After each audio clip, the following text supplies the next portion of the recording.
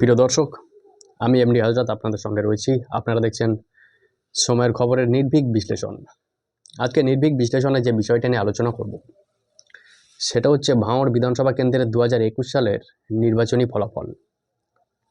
ভাঙড় বিধানসভা কেন্দ্রের 2021 সালে আপনারা জানেন এখানে সংযুক্ত মোর্চার একমাত্র বিধায়ক নওশাদ সিদ্দিকী জয়ী হয়েছিলেন 26,000-এরও কিছু বেশি ভোটে, এবং দ্বিতীয় স্থানে ছিল তৃণমূল কংগ্রেস প্রার্থী ডাক্তার রেজাউল করিম সাহেব। তৃণমূল কংগ্রেস এই প্রার্থীর হার অর্থাৎ তৃণমূল কংগ্রেসের এই পরাজয় নিয়ে নানা মুনির নানা মত রয়েছে। কেউ কেউ বলেন যে ভাঙড়ের তৃণমূলের অন্তর্কলহ অর্থাৎ গোষ্ঠীদ্বন্দ্ব এর জন্য দায়ী।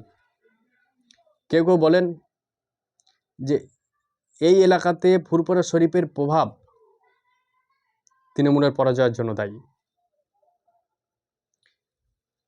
কেউ কেউ বলেন সংখ্যাগুরু ভোটের একটা বড় অংশ আইএসএফ নওশাদ সিদ্দিকীর দিকে যাওয়াই এই আসনটা তৃণমূলের হাতছাড়া হয়েছে।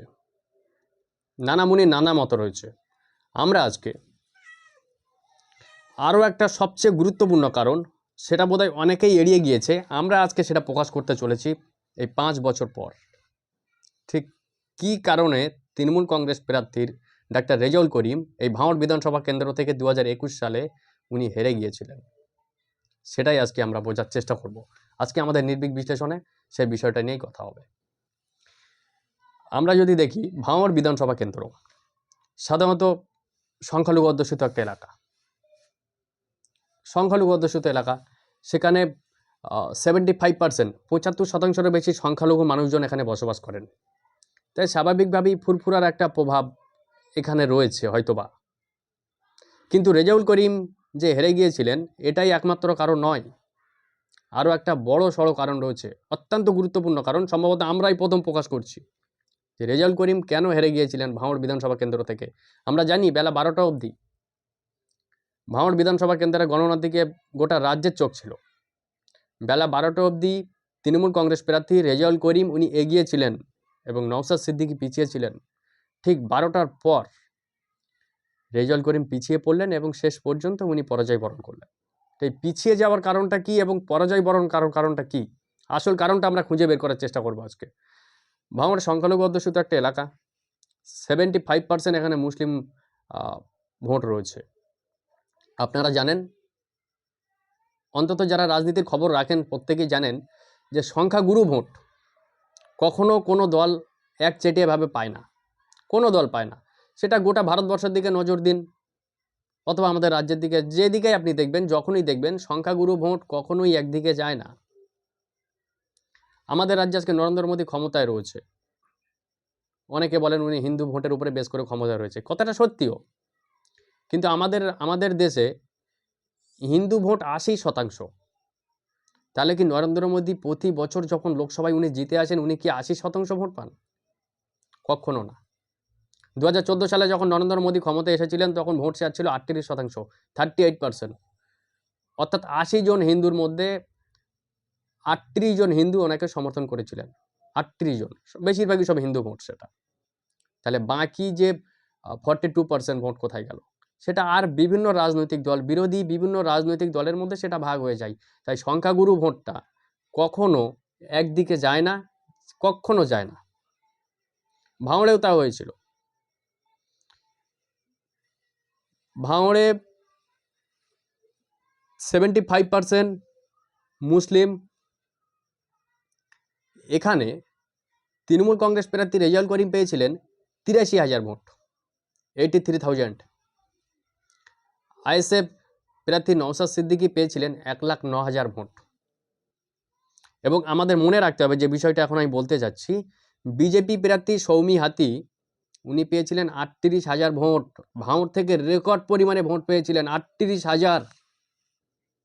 এখানেই তৃণমূলের খেলাটাই পুরোপুরি আইএসএফের ফেভারে চলে গেছে। এখানেই বিজেপির ভোট শেয়ার যখন 38,000, ভাঙড়ের মতো একটা সংখ্যালঘু অধ্যুষিত একটা এলাকা, সেখানে বিজেপি যদি 38,000 ভোট পায় তাহলে স্বাভাবিকভাবেই তৃণমূল কংগ্রেস প্রার্থীর জয়ের সম্ভাবনা ক্ষীণ হবে, আর হওয়াটাই স্বাভাবিক, হয়েওছে। তাই অনেকে মনে করছেন এবং আমরা মনে করছি রেজাউল করিমের হারার পিছনের সবচেয়ে বড় দায়ী হচ্ছে বিজেপির এই ভোট সুইং। 2016 সালে বিজেপি প্রার্থী অবনী মণ্ডল এই ভাঙড় বিধানসভা কেন্দ্র থেকে 9500 ভোট পেয়েছিলেন একটা বিধানসভা থেকে। এই ভাঙড় বিধানসভায় যদি আমরা ধরে নিই তো 2021 সালে বিধানসভায় প্রাপ্ত ভোট 2,30,000 2,30,000 ভোট পড়েছিল 2021 সালের বিধানসভাতে।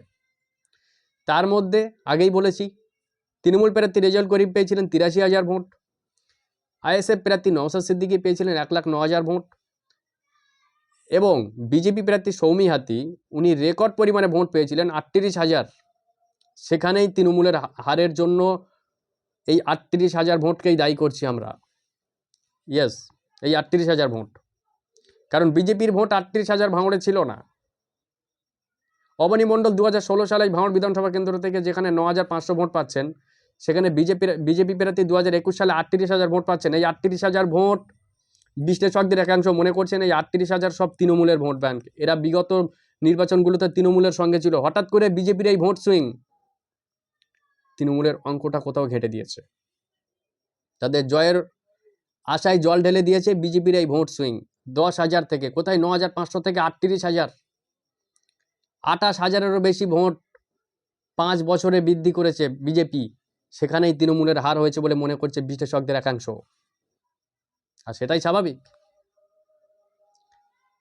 যদি আমরা ধরে নিই বিজেপি 10,000 ভোট বিজেপিকে ছেড়েই দিলাম, সব হিন্দু ভোট যে তৃণমূলে যাবে সেটা নয়, তারপরেও 28,000 ভোট তৃণমূলের ঝুলিতে যাওয়া উচিত ছিল।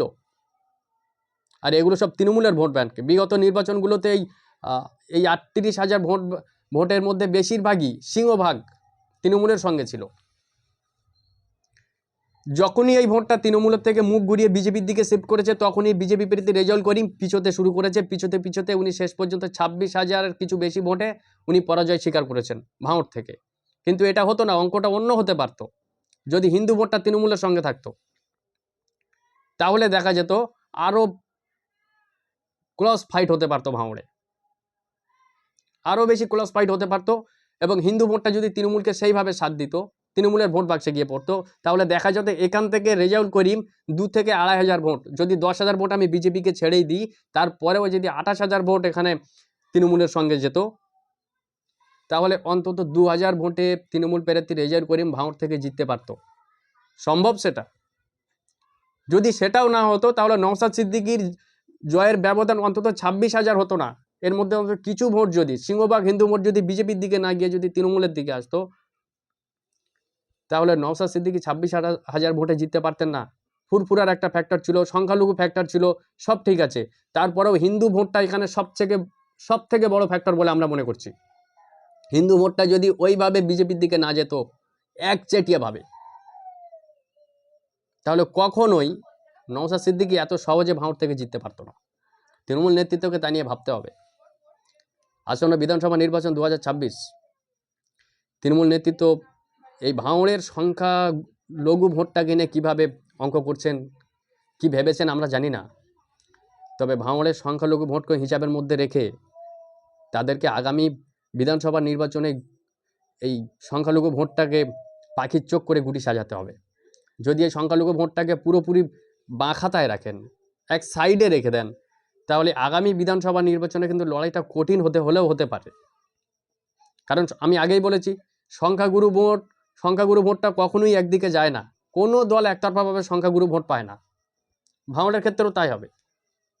ভাঙড়ের সংখ্যাগুরু 75% মুসলিম, এরা কোনো একটা দলকে 75% একসঙ্গে গিয়ে ভোট দেবে এমনটা হবে না। এই সংখ্যাগুরু ভোটটা ভাগ হবে, কিন্তু সংখ্যালঘু ভোটটাকেই পাখির চোখ করতে হবে।